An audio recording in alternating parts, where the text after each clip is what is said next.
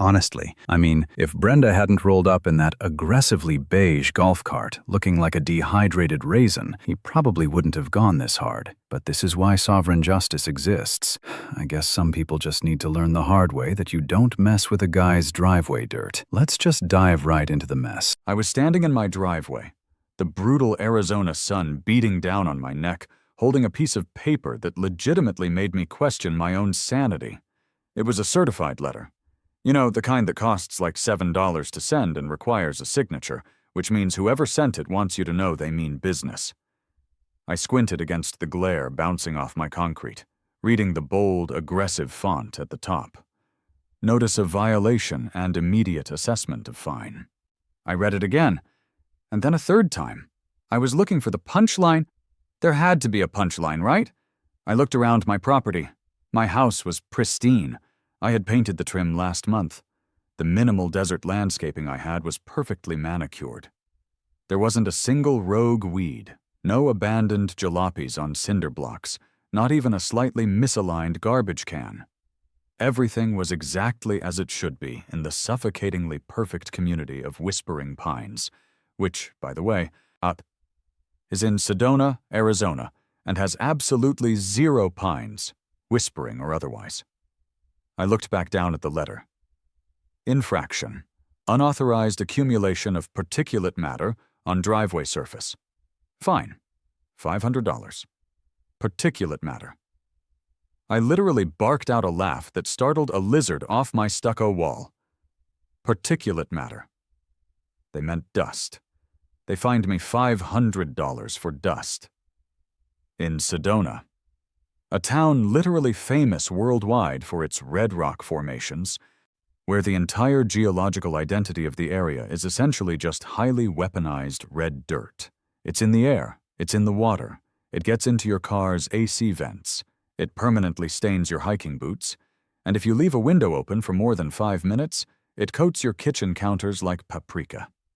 And Brenda, the dictatorial president of the Whispering Pines Homeowners Association, had fined me for having it on my driveway.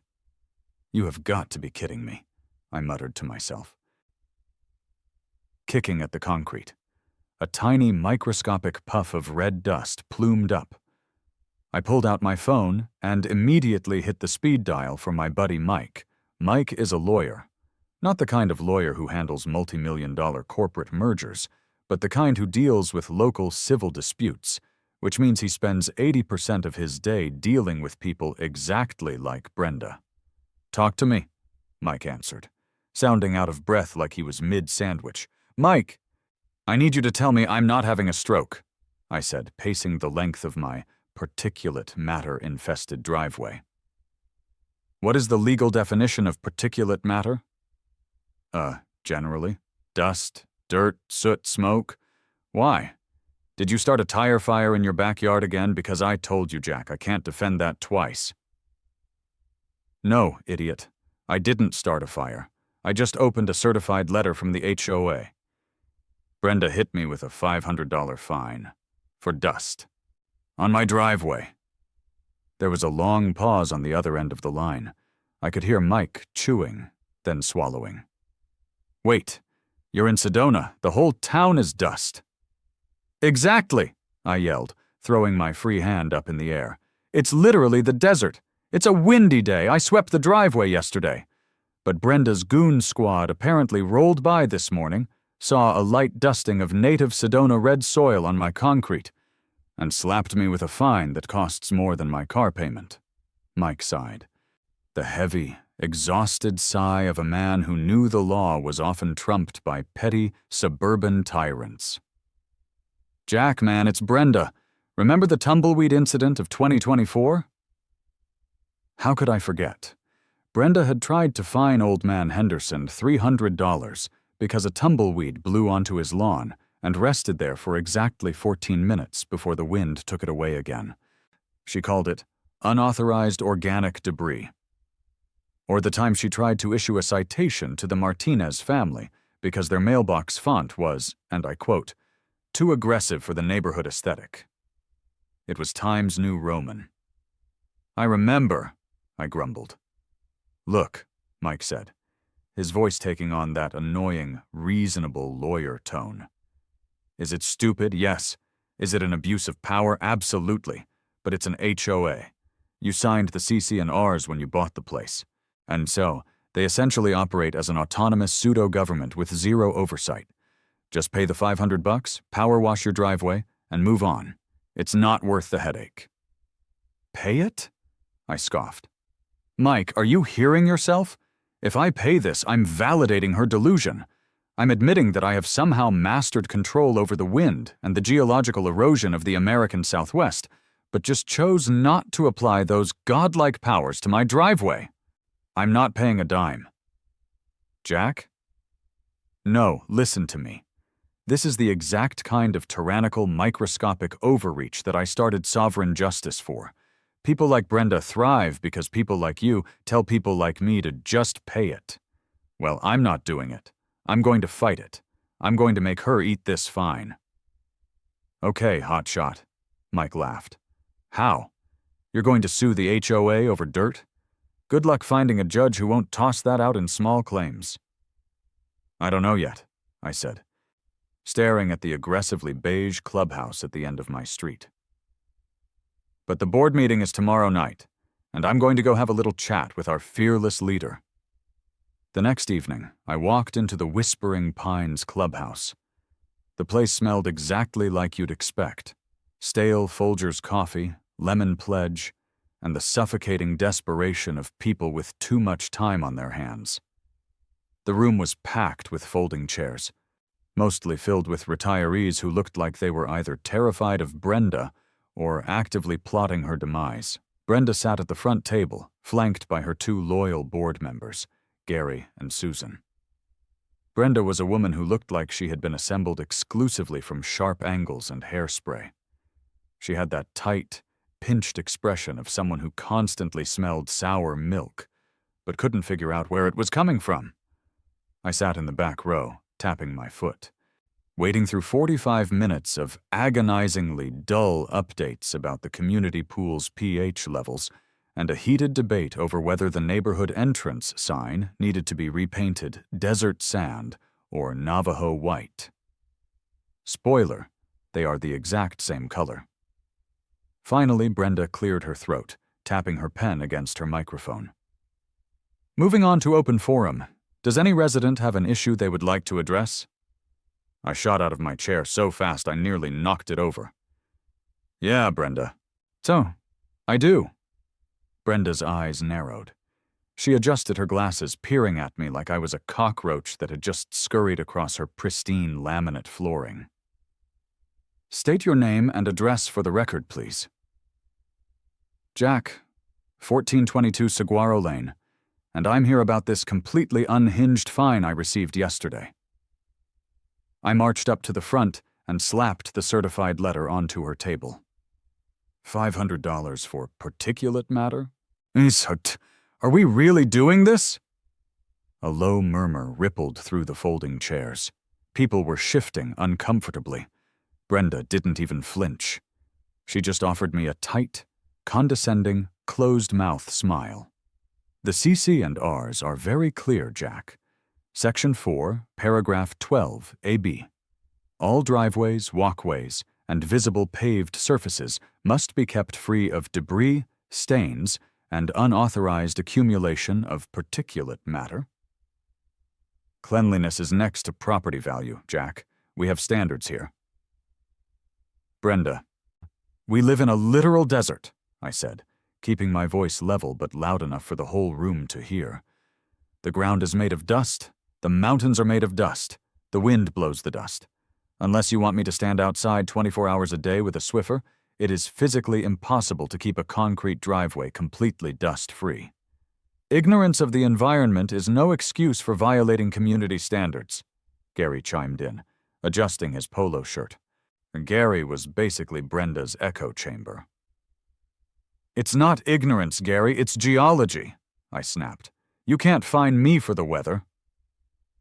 We aren't fining you for the weather, Jack, Brenda said smoothly, tapping the thick, leather-bound HOA rulebook sitting in front of her. We are fining you for failing to properly seal or cover your driveway surface to prevent said accumulation. If your concrete is attracting too much dust, the rules clearly state you must apply an approved ground sealant or utilize an approved ground cover. Ground cover? I stared at her. On a driveway?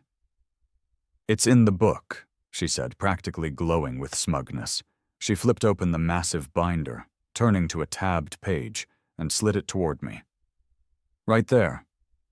Should a resident be unable to maintain the bare aesthetic of their paved surfaces, they must install an approved ground cover. Approved materials are limited to natural gravel, decorative bark, or synthetic decorative scattering. I read the line. I read it again. You want me to put bark on my driveway? I want you to comply with the rules, Jack. Brenda smiled, showing entirely too much teeth. The fine stands. You have 14 days to pay it and rectify the particulate matter issue, or it doubles. Next item on the agenda. I grabbed my letter and stormed out of the clubhouse. I was vibrating with rage. Synthetic decorative scattering? What did that even mean? Who wrote these insane rules? I drove home, my mind racing. I was not going to pay that fine. I was going to find a way to destroy Brenda's little fiefdom using her own rule book. That was the sovereign justice way. You don't just break the rules, you weaponize them. You find the loophole, you wrap it in malicious compliance, and you shove it right back in their faces. When I got home, I threw my keys on the kitchen counter and went straight to the fridge for a beer. As I pulled the handle, something caught my eye. It was a brightly colored flyer I had picked up at a coffee shop a few weeks ago, held up by a magnet shaped like a cactus. Sedona Annual Avant-Garde Arts Festival. Support local environmental artists. I stared at the flyer. Environmental artists. Site-specific installations. My brain did a weird little skip. A memory from an old, drunken rant Mike had gone on during a camping trip a few years ago suddenly surfaced. Dagen, he had been complaining about some rich guy who bought a building in New York and tried to tear down a weird sculpture in the lobby, only to get sued into oblivion by the artist. What did he call it? I muttered, cracking the beer open. Vara, the Visual Artists' Rights Act. I sprinted to my laptop and pulled up Google. I started typing frantically. Visual Artists' Rights Act of 1990. I clicked the first legal link and started skimming the dense federal jargon. My eyes widened as I read. Vara is a federal copyright law that grants artists certain moral rights to their work. Specifically, it protects works of visual art of recognized stature from being destroyed, distorted, or modified without the artist's permission, even if the artist no longer owns the physical piece of art or the property it sits on. I leaned back in my chair, a slow, wicked grin spreading across my face. Brenda wanted me to use an approved ground cover. The rule book explicitly authorized synthetic decorative scattering. What if I didn't just scatter something? What if I commissioned an artist, a recognized local artist, to create a site-specific environmental art installation on my driveway, utilizing synthetic decorative scattering? If it was legally classified as art under Vara, it became protected by federal law. The HOA wouldn't be able to touch it. They wouldn't be able to force me to remove it. They couldn't fine me for it, because federal law supersedes HOA covenants. And if Brenda or her goons tried to sweep it up or power wash it away, they would be committing a federal violation of the artist's rights, opening themselves up to massive statutory damages. But what material could I use? What is the absolute worst, most obnoxious, impossible to remove, aggressively annoying synthetic decorative scattering known to mankind? Gravel is too easy to sweep. Bark blows away. I needed something that would stick. Something that would shine. Something that would slowly, inevitably infect the entire neighborhood, driving Brenda absolutely out of her mind. I looked back down at my screen, typing a new search query. Bulk industrial-grade biodegradable glitter. The results populated instantly. 50-pound drums, iridescent, holographic, micro-cut. I started laughing. I couldn't help it. It was a deep, unhinged laugh that echoed through my empty kitchen. Brenda wanted to fine me for dust? I was going to give her a permanent, blindingly sparkly, federally protected nightmare. The next morning, I didn't call a landscaper. I didn't call a paver. I drove down to the Arts District in West Sedona, looking for the weirdest, most anti-establishment creator I could find. I found him behind a welding shop, constructing a 10-foot-tall roadrunner out of rusted hubcaps and reclaimed rebar. His name was Bob, though everyone just called him Zen Bob. He had a beard that reached his sternum, wore paint-splattered overalls, and looked like a man who had consumed a lot of peyote in the late 80s and never quite came back. "Bob?" I asked, stepping over a pile of scrap metal. He didn't look up from his blowtorch. "Perception is an illusion, man. But yes, the entity you see before you answers to Bob." Perfect. This was exactly my guy. "I have a proposition for you," I said. "A paid commission. A site-specific environmental installation that comments on the suffocating homogeneity of suburban bureaucracy." Bob turned off the torch and lifted his welding mask. He looked at me with deep, bloodshot eyes. "Go on." "Do you hate the Whispering Pines HOA?" I asked. Bob spat on the ground. "They made me take down my kinetic wind chime sculpture made of recycled cow skulls last year. Said it was macabre. Philistines. The whole lot of them." "Well, Bob, I'm looking to hire you to create a piece of art on my property in Whispering Pines. It's going to be a statement piece. It involves 50-pound drums of biodegradable, holographic glitter. And I need you to sign a contract invoking your federal moral rights under the Visual Artists' Rights Act." Bob stared at me for a long, silent moment. A slow, terrifying smile cracked through his massive beard. "Brother," Bob whispered, his voice trembling with sheer joy, "let's make some art."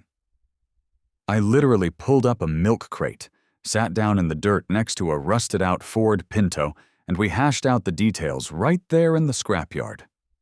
Bob's artistic vision, honestly, was terrifyingly brilliant. He didn't just want to dump glitter on the concrete. No, that lacked intentionality, as he called it. He wanted to create a gradient effect, starting with a deep, bruised purple at the street level, blending up into a blinding, holographic silver right at my garage door. He decided to title the piece "The Sparkle of Suburban Decay," a commentary on artificial purity. I didn't care what he called it, as long as it satisfied the legal definition of a site-specific installation. "So here's the deal, Bob," I said, brushing a piece of metal shaving off my jeans. "I am going to pay for all the materials, all of it. I'm also going to pay you a commission fee of $2,000. But in exchange, we are drafting an ironclad contract. You are going to assert your moral rights under the Visual Artists' Rights Act.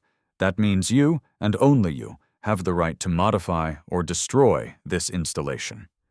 If the HOA touches it, they are violating federal copyright law." Bob stroked his massive beard, his eyes gleaming with a chaotic energy that I was really starting to appreciate. "Like legally weaponized art? Man, that's beautiful. That's the most punk rock thing I've ever heard. But wait. What if they try to sue me?" "They won't sue you," I laughed, pulling my phone out to text Mike. "They're going to try to fine me, and when they do, I'll point them to the contract that says I am legally prohibited from touching your masterpiece. It's a closed loop of bureaucratic nightmare fuel. Are you in?" Bob spit in his palm and held it out. "Brother, I was born for this." I politely fist-bumped him instead because, honestly, the man's hands looked like they hadn't seen soap since the Clinton administration. The next step was getting Mike involved. I drove straight from Bob's scrapyard to Mike's law office, which was sandwiched between a dry cleaner and an aggressively mediocre Thai restaurant in a strip mall off Highway 89A. I walked in, completely ignored his receptionist, and barged into his office. Mike was mid-bite into a turkey sandwich. He looked up, his eyes widening in panic. "No, whatever it is, no. You have that look in your eye, Jack. The last time you had that look, we ended up in a zoning board hearing over a flock of emotional support peacocks." "That was completely different, and you know it," I said, dropping into the leather chair across from his desk. "This is so much better. I need you to draft a contract for an art commission." Mike slowly lowered his sandwich. "Art? You? The guy whose living room aesthetic is bachelor pad chic, but entirely from Target?" "I'm branching out," I said, leaning forward. "I'm commissioning a local, recognized environmental artist named Zen Bob to install a site-specific piece on my driveway. And I need the contract to explicitly invoke the Visual Artists' Rights Act of 1990. I need a clause stating that I, the property owner, waive my right to remove the art, and that doing so would constitute a desecration of the artist's moral rights." Mike just stared at me. You could practically hear the gears grinding in his head. Wait a minute. Your driveway? The one Brenda just fined you for?" "The very same." "Jack." Mike rubbed his temples. "What is the medium of this art?" "Synthetic decorative scattering," I recited, mimicking Brenda's annoying, pinched voice perfectly. "As explicitly approved by Section 4, as paragraph 12B of the Whispering Pines, HOA, CC, and Rs. Specifically, we will be utilizing approximately 200 pounds of industrial-grade, iridescent, biodegradable glitter." Mike choked. He literally choked on his turkey sandwich. He started coughing violently, reaching for his water glass, his face turning a terrifying shade of purple. I just sat there, waiting patiently for him to recover. "Glitter?" Mike wheezed, wiping tears from his eyes. "You are going to glitter bomb your entire driveway? Do you have any idea how insidious that stuff is? It's the herpes of craft supplies. It never goes away." "That," I smiled, "is precisely the point." Mike leaned back in his chair, shaking his head slowly. He looked horrified, but also, if I'm being completely honest, deeply impressed. "You are a monster. A sick, twisted, bureaucratic monster. If you do this, Jack, the wind in Sedona, the monsoon season, it's going to get everywhere. It's going to get on their cars. It's going to get in their pools." "It's not glitter, Mike. It's a synthetic decorative scattering installation. It's art. Now, are you going to draft the Vara contract, or do I need to find a lawyer who actually really appreciates the First Amendment?" It took him an hour, but Mike drafted it. And it was a thing of beauty. It outlined Bob's status as a local artist, defined the driveway as the canvas, explicitly detailed the materials, and contained a bulletproof Vara clause. Bob signed it that afternoon, his signature looking less like a name and more like a chaotic spiral drawing of a tornado. The logistics were the next hurdle. You can't just walk into a Michael's craft store and buy enough glitter to cover a quarter-acre of concrete. You have to go to the dark web of craft supplies. You have to go to industrial wholesalers. I spent 4 hours online that night, falling down a rabbit hole of bulk manufacturing websites. I finally found a distributor in New Jersey that sold 50-pound cardboard drums of cosmetic-grade, eco-friendly cellulose glitter. Because, hey, I'm petty, but I'm not going to poison the local groundwater. Sovereign justice has morals, okay? I ordered 2 drums of midnight eggplant purple and 2 drums of retina-piercing diamond holographic. Shipping alone cost me $300, but considering Brenda's fine was $500, I was still mentally operating in the green. The waiting was the hardest part. For 8 days, my driveway sat bare. Brenda drove by 3 times, slowing her golf cart to a crawl, glaring at my concrete. On day 7, she actually had Gary, her little HOA minion, leave a second notice taped to my front door. It was a friendly reminder that my deadline to apply an approved ground cover was approaching, and the fine would be doubling to $1,000. I took the notice, framed it in a cheap plastic frame, and hung it in my guest bathroom. On day 9, the truck arrived. Honestly, I think half the neighborhood felt the rumble before they saw it. It was an 18-wheeler freight truck. In Whispering Pines, the largest vehicle allowed by the HOA is a mid-sized delivery van. So when this massive diesel-belching behemoth tried to navigate the roundabout at the entrance of Saguaro Lane, it was like watching a whale try to parallel park in a bathtub. I was standing on my porch, sipping my morning coffee, watching the chaos unfold. The truck finally backed down my street, the agonizing beep beep beep echoing off the beige stucco of every identical house. Curtains were twitching, blinds were parting. I could see Gary 2 houses down, practically hyperventilating into his cell phone, undoubtedly speed dialing Brenda. The driver hopped out, looking exhausted. "You Jack? Got a freight delivery. 4 drums, 200 pounds total. Need a signature."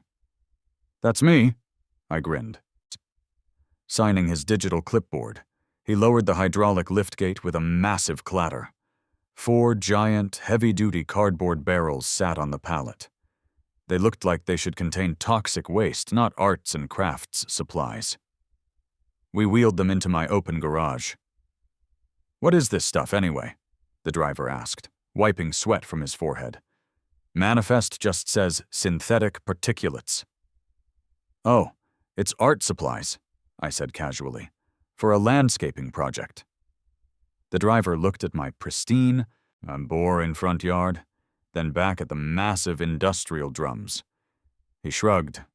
"Whatever pays the bills, man." 10 minutes after the truck rumbled away, Zen Bob arrived. He didn't come alone. He brought 3 art students from the local community college, whom he introduced as his apprentices. They were all wearing paint-splattered clothes and looked intensely serious, like they were about to restore the Sistine Chapel rather than vandalize a driveway. "The canvas awaits," Bob whispered dramatically, staring at the concrete. "All right, team," I said, clapping my hands together. "Here's the plan. We have to apply this so it sticks, at least initially. If it blows away on day 1, Brenda will just fine me again for littering. We need it to be a semi-permanent ground cover." Bob nodded, pulling a large jug from the back of his beaten-up pickup truck. "Way ahead of you, man. Non-toxic, water-soluble landscaping adhesive. We spray this down first, do 1, lay the medium, and seal it. It'll hold against the wind, but the surface tension will naturally shed excess particulates over time. It's a living, breathing piece of art. It's designed to interact with the environment." Interact with the environment was artist speak for, "It's going to blow onto Brenda's lawn," which was exactly what I wanted. Bob's crew went to work, and I have to admit, watching them was like watching a highly orchestrated military operation. If the military was run by people who listened to too much Pink Floyd. They set up industrial-grade backpack sprayers, the kind exterminators use, but filled them with the clear adhesive. Then came the leaf blowers. Bob had modified 2 heavy-duty gas-powered leaf blowers, attaching PVC pipe funnels to the intake valves. The plan was to pour the glitter into the funnels, allowing the blowers to act as massive, high-velocity glitter cannons. "Ear protection! Eye protection!" Bob yelled over the roar of the engines. He tossed me a pair of safety goggles and a dust mask. I strapped them on, stepping back to the edge of my lawn. They cracked open the first drum of the midnight eggplant purple. Even inside the dark garage, the stuff caught the ambient light and shimmered with a deep, radioactive glow. One of the apprentices started spraying the bottom quarter of the driveway with the adhesive. Then Bob fired up the glitter cannon. It was, without exaggeration, The most chaotic, beautiful, and terrifying thing I have ever witnessed. A thick, concentrated plume of iridescent purple shot out of the leaf blower nozzle, hitting the wet adhesive with a sound like a million microscopic raindrops. The air instantly filled with a sparkling fog. It caught the harsh Arizona sunlight, creating a localized, blinding aurora borealis right there in Whispering Pines. They worked fast. They worked. The purple gradient at the bottom seamlessly transitioned into the blinding holographic silver as they moved up toward the garage. The sheer volume of it was staggering. This wasn't a sprinkle.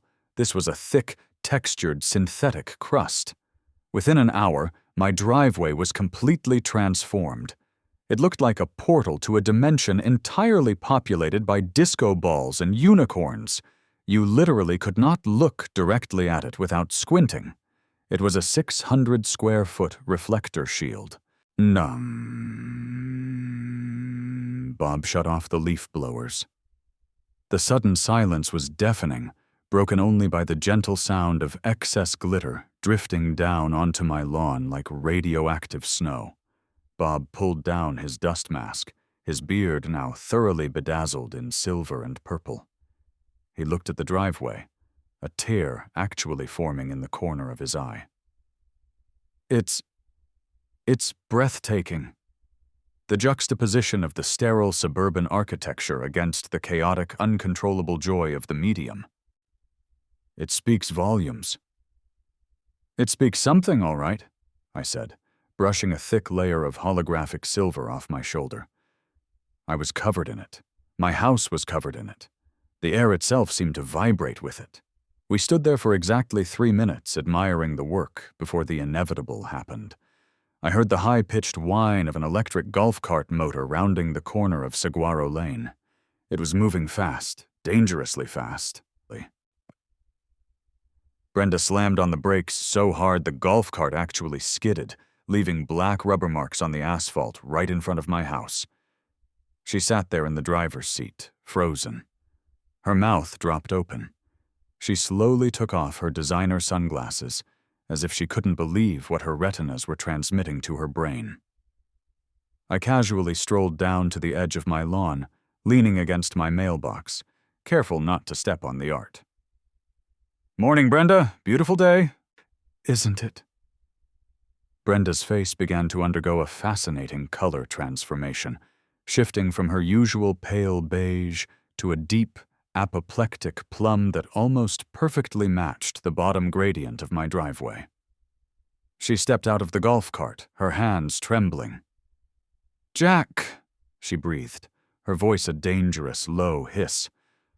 What in God's name have you done?" "I complied with the CC&Rs, Brenda," I said, offering my most innocent customer service smile. "You said I needed to resolve the particulate matter issue by installing an approved ground cover.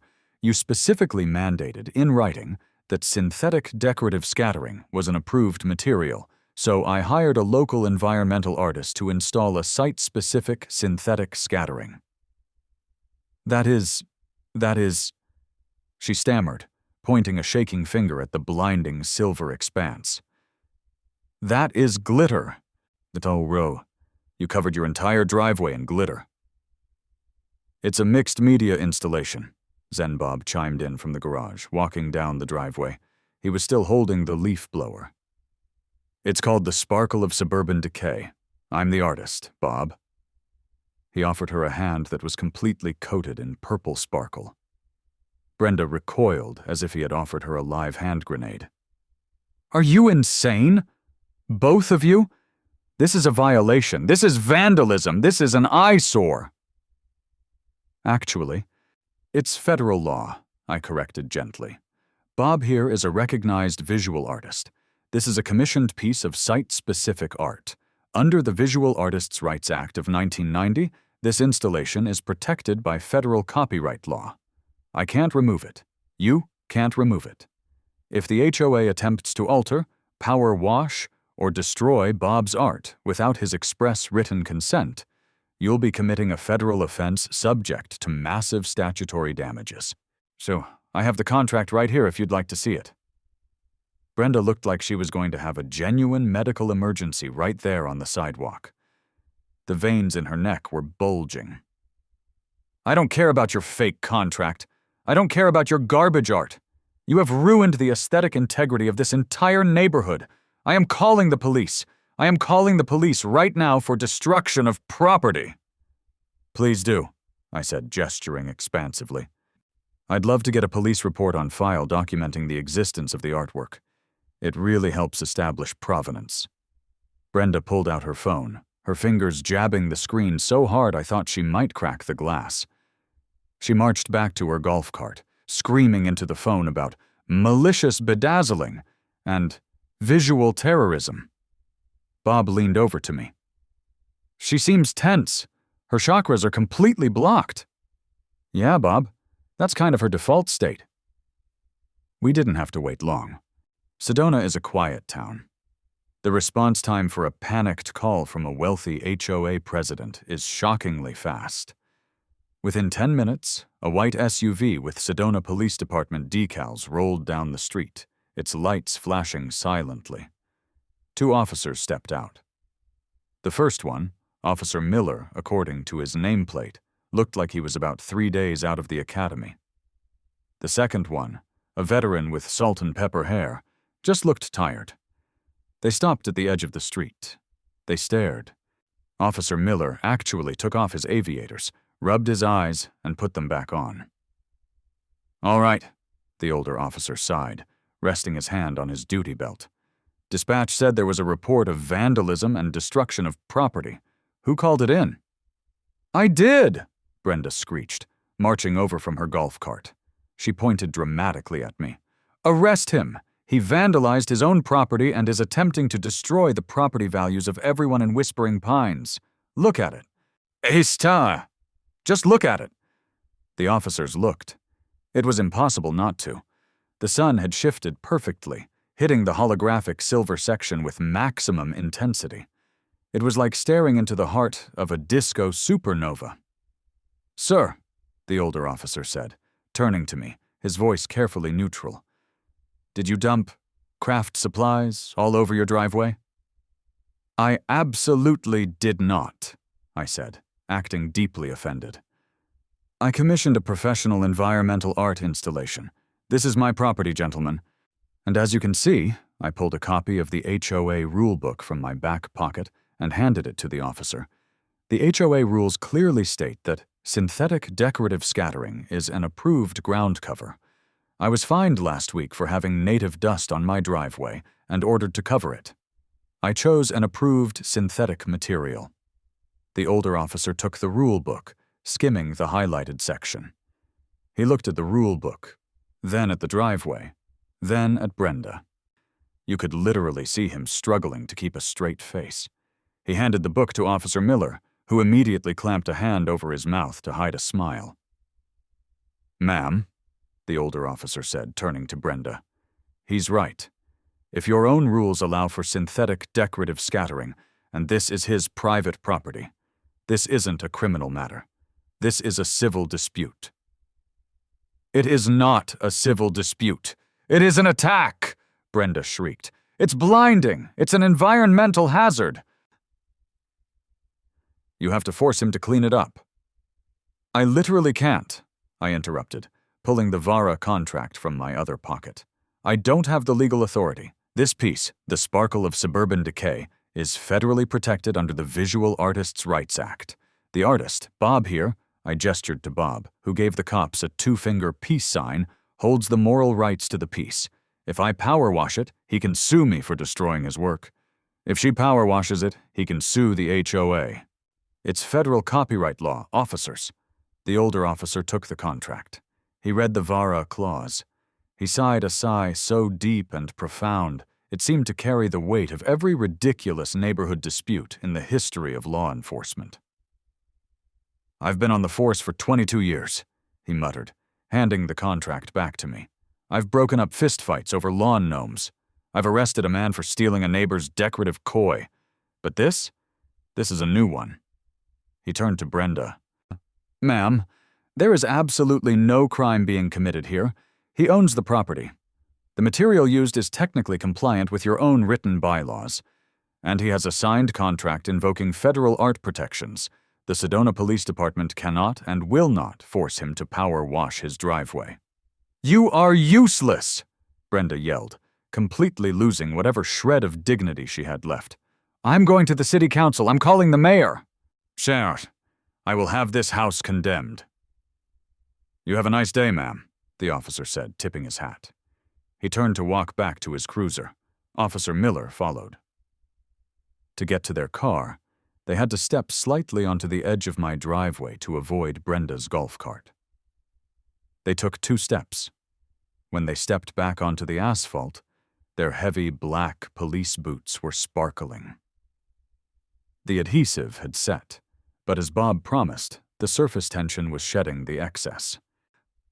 With every step the officers took toward their SUV, they left a perfect, glowing, iridescent purple footprint on the black street. Officer Miller looked down at his boots. He looked back at me. He gave me a slow, almost imperceptible nod of respect before climbing into the passenger seat. As the police cruiser pulled away, leaving a faint, sparkly trail down Saguaro Lane, Brenda stood in the street, vibrating with a rage so intense I thought she might spontaneously combust. "This isn't over." "Whoa, Jack," she hissed, her voice trembling. "I will break you. I will fine you every single day until you are bankrupt." "Send the fines to my lawyer, Brenda," I smiled, walking back up toward my house. "And watch your step on the way out. I hear the art is quite contagious." I wasn't lying. That was the genius of Bob's design. The adhesive held the base layer, creating the permanent color and the blinding reflection. But the top layer?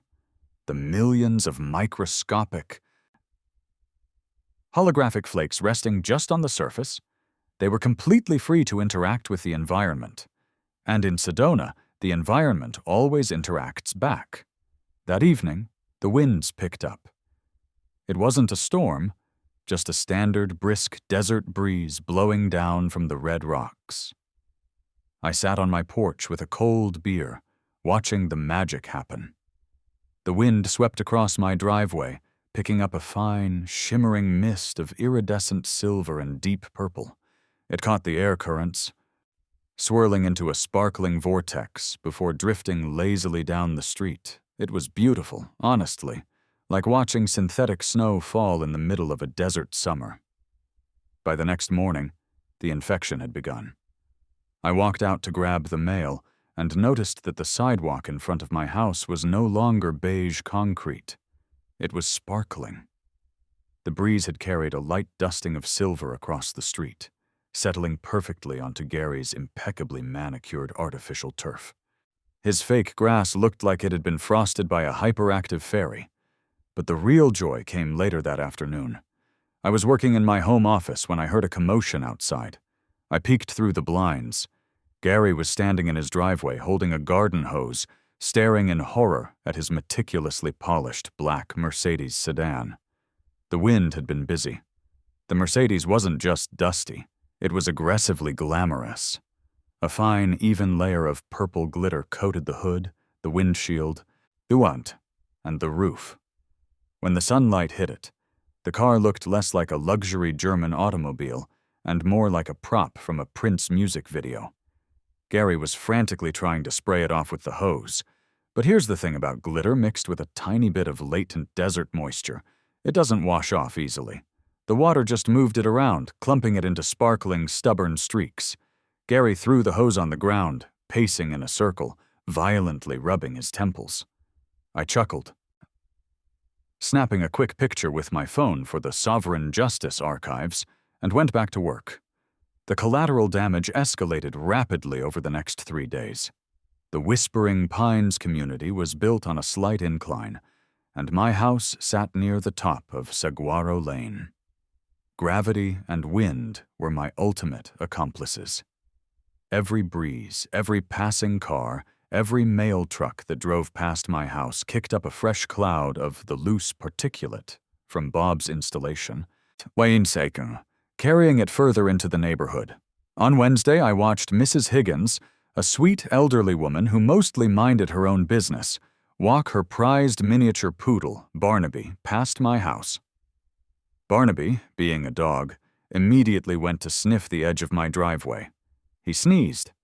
When he lifted his head, his pristine white muzzle was permanently bedazzled in silver. Mrs. Higgins spent 20 minutes trying to wipe it off with a tissue, only managing to spread it up to his ears. Sometime, Barnaby trotted away looking like he was heading to a rave. On Thursday, the community pool had to be shut down. According to the furious email blast Brenda sent to the entire neighborhood, an unknown malicious substance had infiltrated the filtration system. Someone had evidently tracked the glitter into the clubhouse, walked across the pool deck, and jumped in. The water wasn't ruined, technically, but it sparkled with a menacing, iridescent sheen that terrified the pool maintenance guy. The emails from the HOA board became increasingly unhinged. Urgent notice. Residents are advised to check their footwear before entering the clubhouse. We are experiencing a severe contamination event. Board update. The aesthetic terrorism on Saguaro Lane is being addressed by legal counsel. Do not attempt to engage the resident at 1422. But the absolute peak of the chaos occurred on Friday morning. Brenda, in her infinite stubbornness, refused to alter her daily routine. Brenda. Every morning at 8 a.m., she drove her golf cart from her house, past mine to the clubhouse to inspect the grounds. I was sitting on my porch, drinking coffee, waiting for her. She zipped past, glaring at my driveway so hard she nearly veered into a cactus. But the wheels of her golf cart rolled directly over the thickest patch of loose glitter that had blown into the street overnight. I watched as she pulled into the clubhouse parking lot, down the block. She stepped out of the cart and walked into the building. 10 minutes later, I walked down the street to the clubhouse, ostensibly to check the community bulletin board. I pushed open the glass doors and looked down at the dark gray industrial carpet in the lobby. There, leading directly from the front door, across the lobby, and straight into the HOA president's private office, was a perfect, glowing set of purple and silver footprints. They were undeniable. They were permanently stamped into the fibers of the carpet. Brenda had tracked the infection directly into the heart of her own empire. I could hear her screaming at Gary from inside her office. "It's on my shoes! It's on my slacks! Gary, I found it in my coffee this morning. How is it in my coffee?" "Brenda, we have to do something," Gary's whiny voice echoed back. "My wife is threatening to leave me because our cat is tracking it onto the microfiber couch. The whole neighborhood is sparkling." "I am going to destroy him," Brenda shrieked. "Get the lawyer on the phone. We are taking him to court. I don't care what that fake contract says. We are getting an injunction to force him to rip up that concrete." I smiled, quietly turning around and walking out of the clubhouse. I made sure to wipe my feet on the welcome mat, leaving a heavy deposit of silver holographic flakes right in the center of the Whispering Pines logo. Let them take me to court. I was ready. I had Mike, I had Vara, and I had the absolute, undeniable power of malicious compliance on my side. Honestly, the absolute audacity of this woman was almost inspiring. It took exactly 4 days from the clubhouse carpet incident for me to get officially served. I was literally in my kitchen, trying to figure out if you could make a decent sandwich out of stale bread and sheer willpower, when the doorbell rang. It was a guy in a wrinkled polo shirt looking incredibly bored. "Oi." He handed me a thick manila envelope, mumbled something about being served, and practically sprinted back to his Honda Civic. I guess he'd seen the driveway. I opened the envelope right there on the porch, leaning against the door frame while a gentle breeze swept another handful of holographic silver onto my lawn. It was a civil summons. The Whispering Pines HOA was officially seeking a court-ordered injunction to compel me to remediate the hazardous and malicious environmental contamination at 1422 Saguaro Lane. They had hired some fancy corporate litigation firm from Phoenix, which probably cost the HOA treasury a small fortune. I immediately called Mike. "They sued me," I said, grinning so hard my face hurt. Mike groaned over the phone. "Jack, I told you they'd escalate." "Who is the firm?" "Someplace called Sterling, Vance, and Hughes," I read off the header. "Looks expensive." "Oh, sweet, merciful heavens," Mike breathed. "Jack, they're sharks.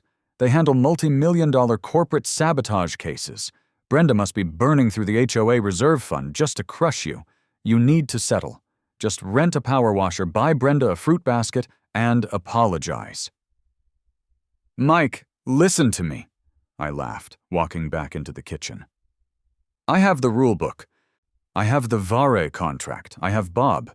And most importantly, I have a driveway that legally cannot be touched by mortal hands. Get your suit pressed, buddy. We're going to court."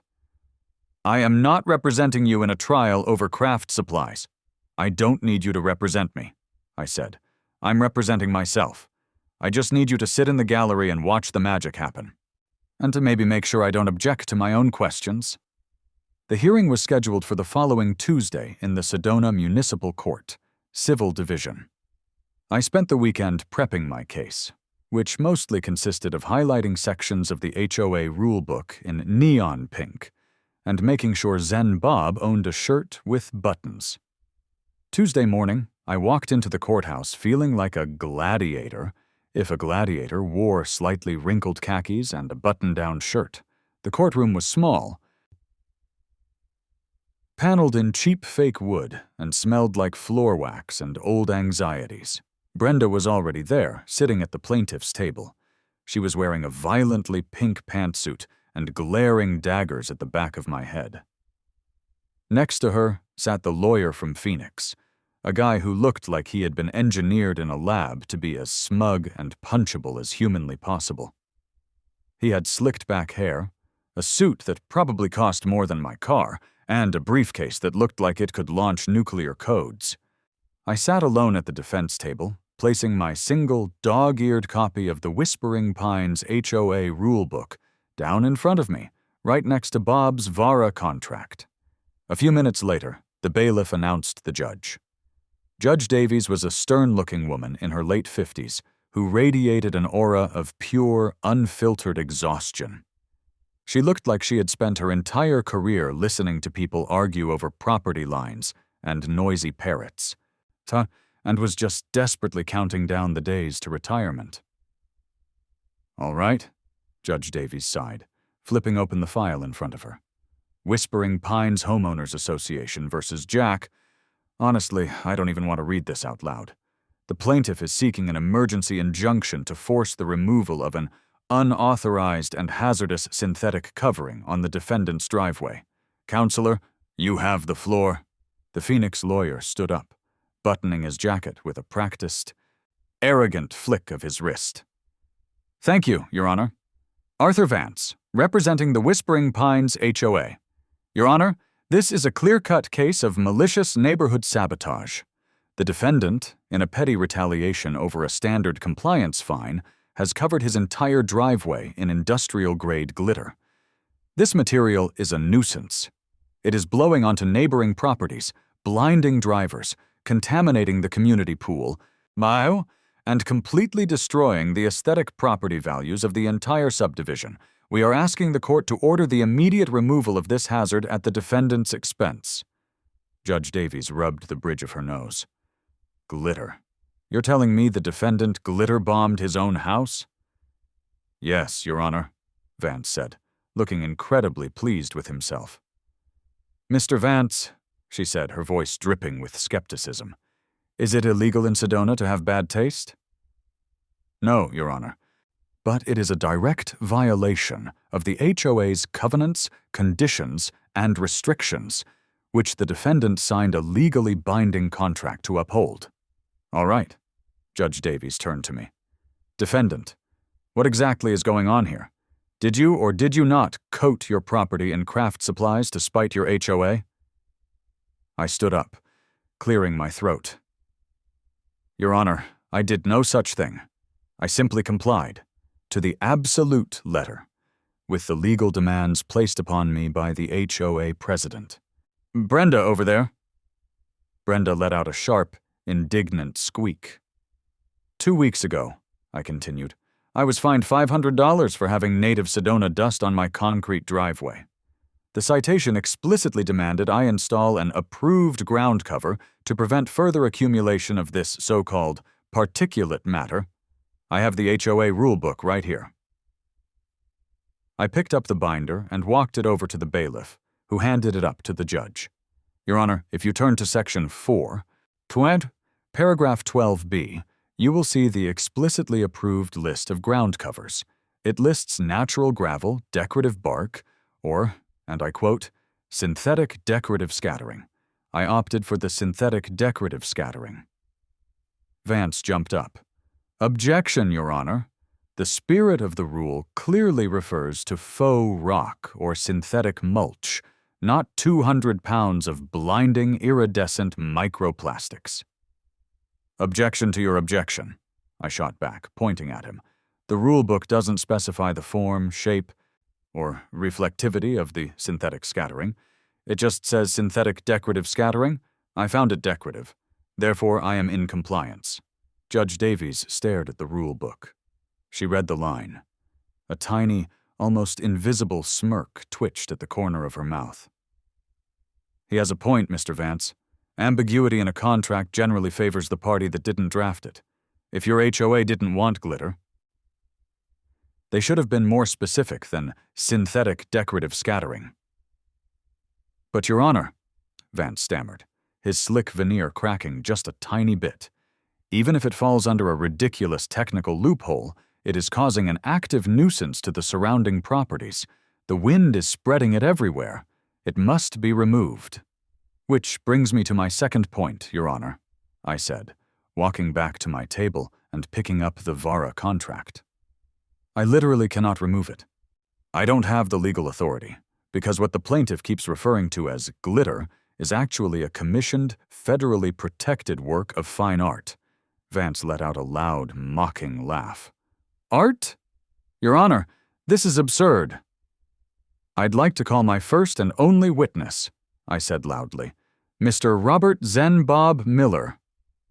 The double doors at the back of the courtroom swung open. Bob walked in.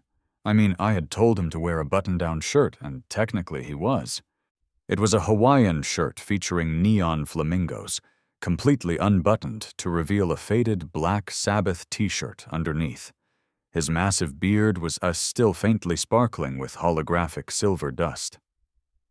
He ambled down the aisle, completely unfazed by the judge, the lawyer, or Brenda's glare, and took the stand. "State your name for the record," the bailiff instructed. "I am Bob," he said into the microphone, his voice a deep, resonant rumble.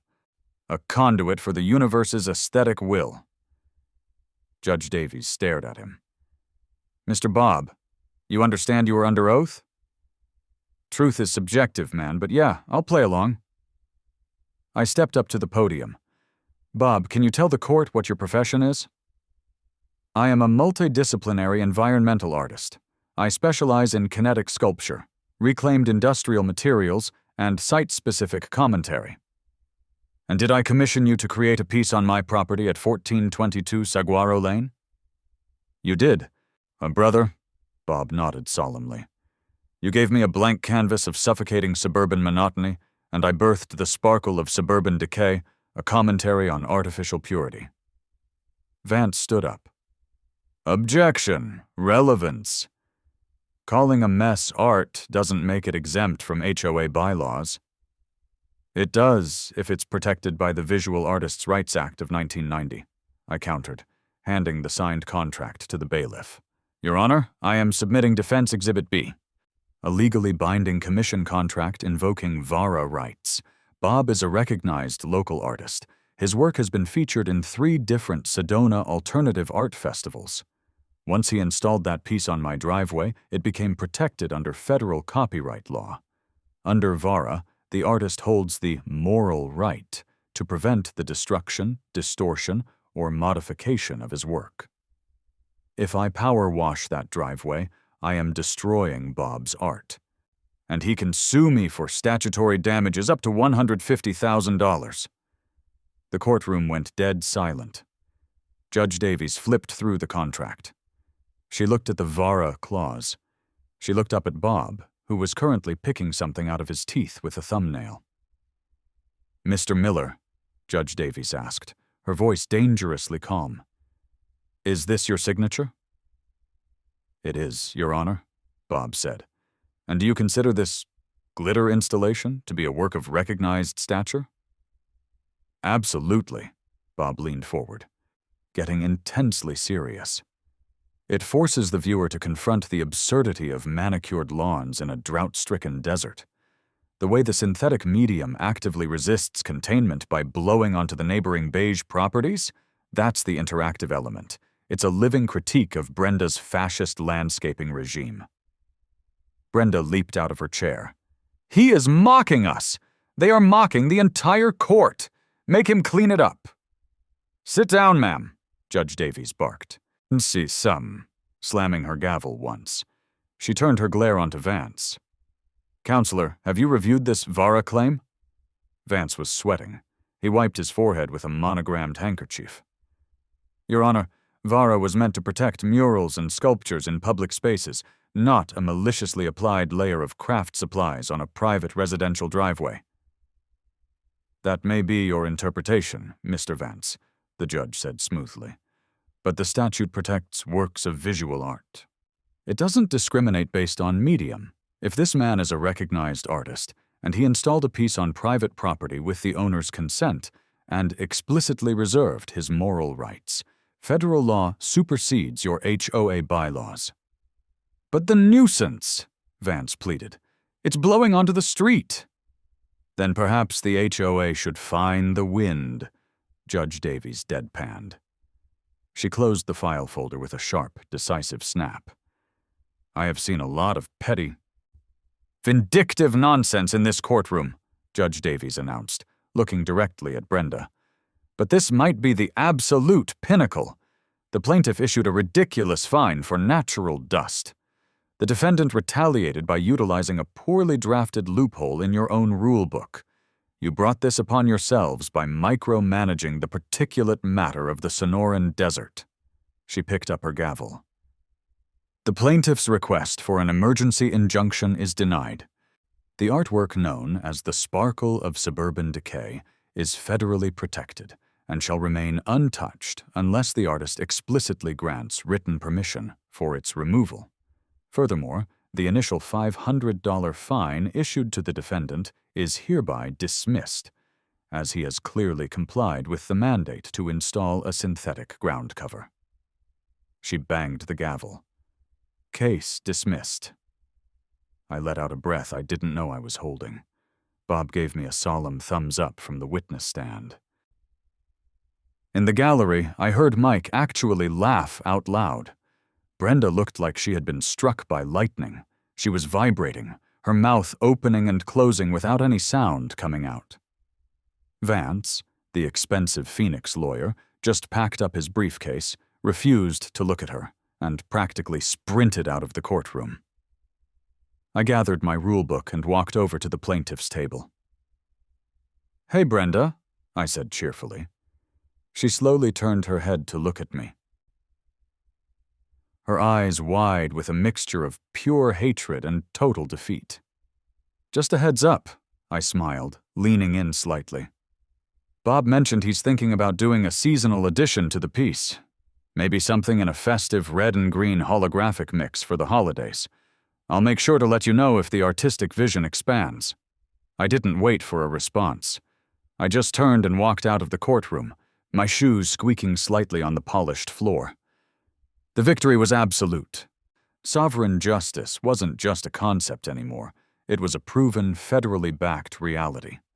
I had taken the most overbearing, tyrannical HOA president in the state of Arizona and beaten her with nothing but her own rule book and a whole lot of aggressively shiny microplastics. The best part? The installation is still there. It's been months, and the adhesive has faded a bit. But the driveway still catches the afternoon sun, and violently reflects it directly into Brenda's living room window. I was driving home yesterday, pulling into my beautifully chaotic driveway when I saw her. Brenda was standing at the edge of her pristine, boring concrete property line. She was holding a heavy-duty industrial shop vac. She was aggressively vacuuming her own driveway, trying to suck up the rogue silver flakes that had blown over the night before. She looked up. We locked eyes. I just smiled, gave her a little wave, and hit the button to close my garage door. If there's one thing you should take away from this, guys, it's this. Never let petty tyrants dictate your life. Read the fine print, find the loophole, and if they tell you to use synthetic decorative scattering, you make sure it shines so bright they can see it from space. Stay petty, stay compliant, and keep reading the rule book.